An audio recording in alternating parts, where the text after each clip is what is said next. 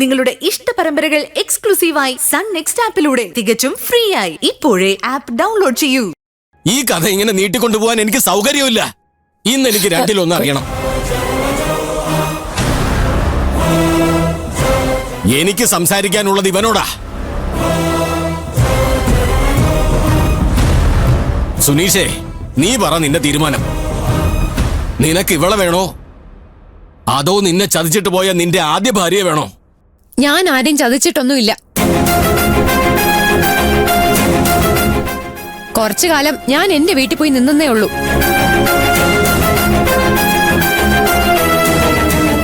അതിന്റെ അർത്ഥം എന്റെ ഭർത്താവിനെ ഞാൻ മറ്റൊരാൾക്ക് തീരെഴുതി കൊടുത്തു എന്നല്ല. നിനക്ക് വേണ്ടെന്ന് പറഞ്ഞ് നീ ചവച്ചു തുപ്പിയത് കൊണ്ടല്ലേ ഞാൻ എന്റെ മോളെ ഇവന് കെട്ടിച്ചു കൊടുത്തത്. എനിക്ക് വേണ്ടെന്ന് ഞാൻ ആരോട് പറഞ്ഞു?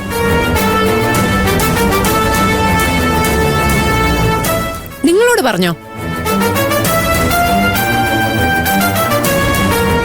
നിങ്ങളുടെ മകളോട് പറഞ്ഞോ?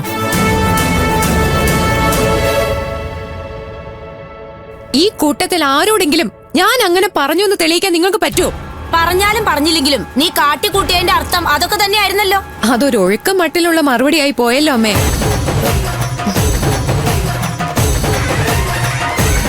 ഞാൻ ചോദിച്ചത് തെളിവുണ്ടോന്നാ. എന്റെ ഭർത്താവിനെ ഞാൻ ഒഴിവാക്കിയതിന് തെളിവുണ്ടോന്ന്. ആരൊക്കെ എന്തൊക്കെ ചന്ദ്രഹാസം ഇളക്കിയാലും എന്റെ ഭർത്താവിനെ ഞാൻ ആർക്കും വിട്ടുകൊടുക്കാനോ പങ്കിടാനോ പോകുന്നില്ല.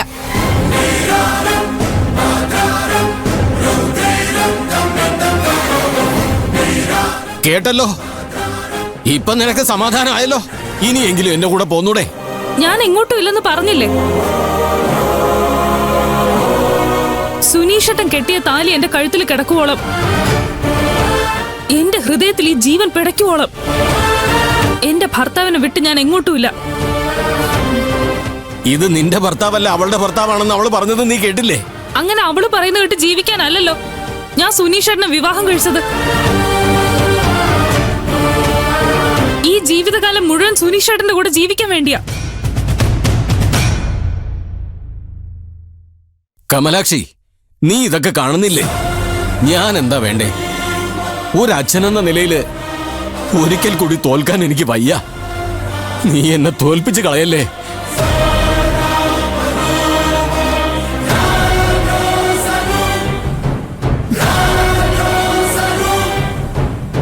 ശരി, എന്റെ മോളുടെ ജീവിതം വെച്ച് നീ കളിച്ച അനന്തിരവനാണെന്നൊന്നും ഞാൻ നോക്കില്ല.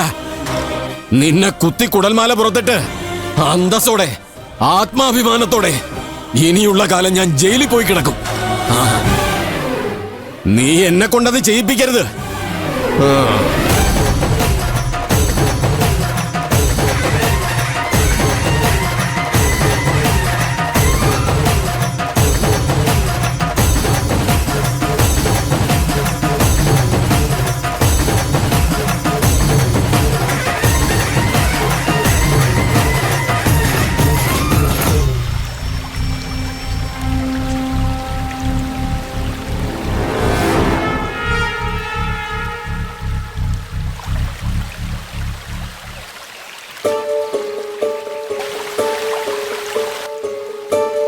ആതിരേ,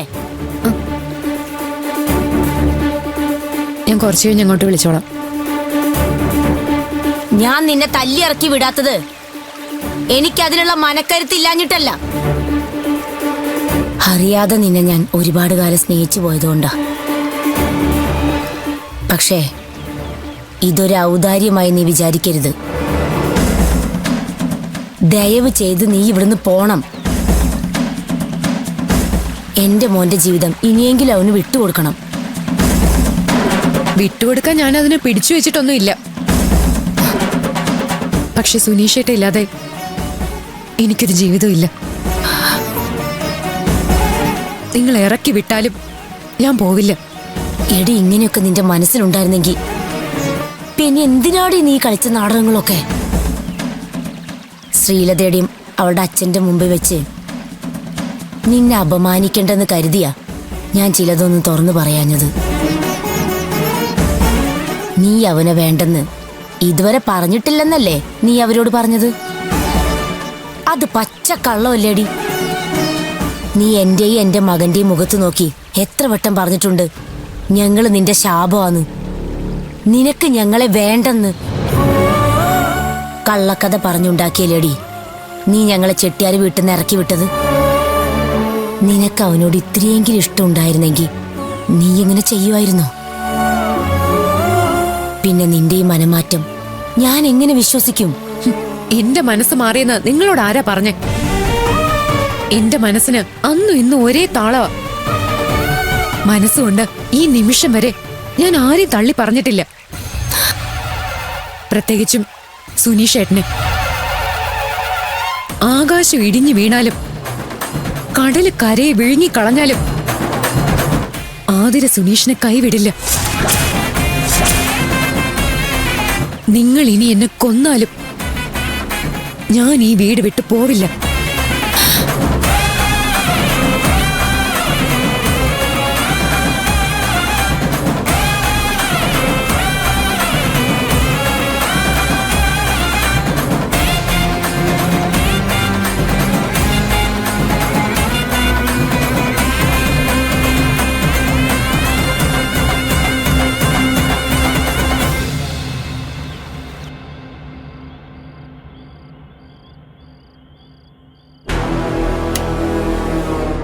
ജനനി,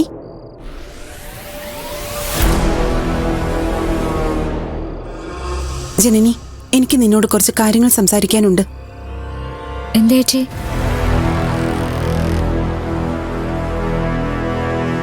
മൈഥിലിയെ കുറിച്ച്. എന്താ? അവള് വല്ലാത്തൊരു ഊരാക്കുടുക്കൽ പെട്ടിരിക്കുക മോളെ. ഊരാ കൊടുക്കോ? അതെ മോളെ, നമുക്ക് എങ്ങനെയെങ്കിലും അവളെ രക്ഷിക്കണം. ചേച്ചി കാര്യം പറ. പറയാം, ഞാൻ എല്ലാം പറയാം.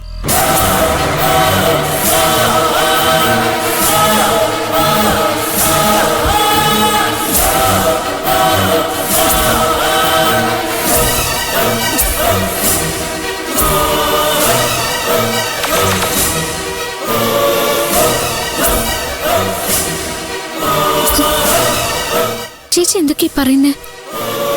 എനിക്കിത് വിശ്വസിക്കാൻ പോലും പറ്റുന്നില്ല. മൈഥിലി ചേച്ചി. സത്യം മോളെ, അവക്ക് അങ്ങനെ ഒരു കയ്യബദ്ധം പറ്റിപ്പോയി. ഇതിന്റെ പേര് കയ്യബദ്ധെന്നാ? അജയനോട് പ്രതികാരം തീർക്കാൻ വെറുതെ തുടങ്ങിയ ഒരു ബന്ധ. ഇത് ഇങ്ങനെയൊക്കെ ആയിത്തീരുമെന്ന് അവള് പോലും വിചാരിച്ചിട്ടുണ്ടാവില്ല. ഇതിങ്ങനെയൊക്കെ അല്ലാതെ പിന്നെ എങ്ങനെ ആവാനാ ചേച്ചി? ഞാൻ ദിവസം എത്ര കേസാ കാണുന്നത്? ആത്മഹത്യ അല്ലെങ്കിൽ കൊലപാതകം, രണ്ടിലേതെങ്കിലും ഒന്നായിരിക്കും ഇതിന്റെയൊക്കെ ഫൈനൽ റിസൾട്ട്. ഇവിടെ അത് രണ്ട് സംഭവിക്കാൻ പാടില്ല മോളെ.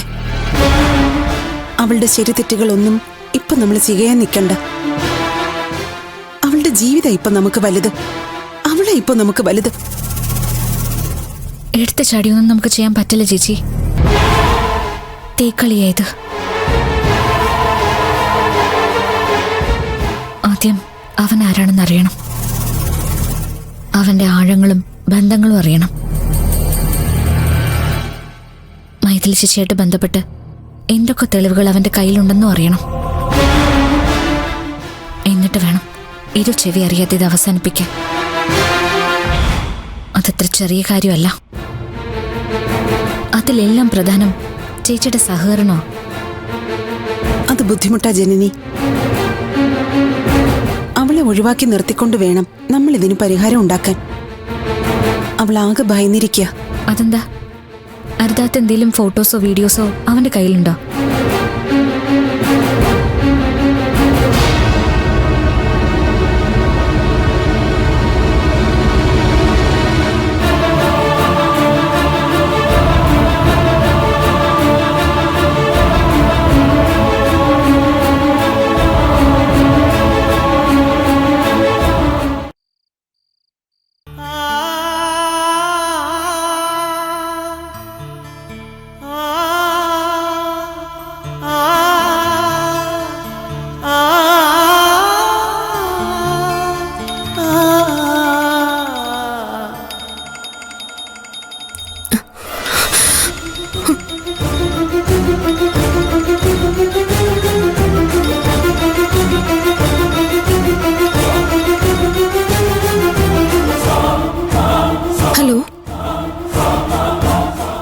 എന്താ കണ്ണേ ഞാൻ ഫോൺ വിളിച്ചിട്ട് എടുക്കാത്തത്?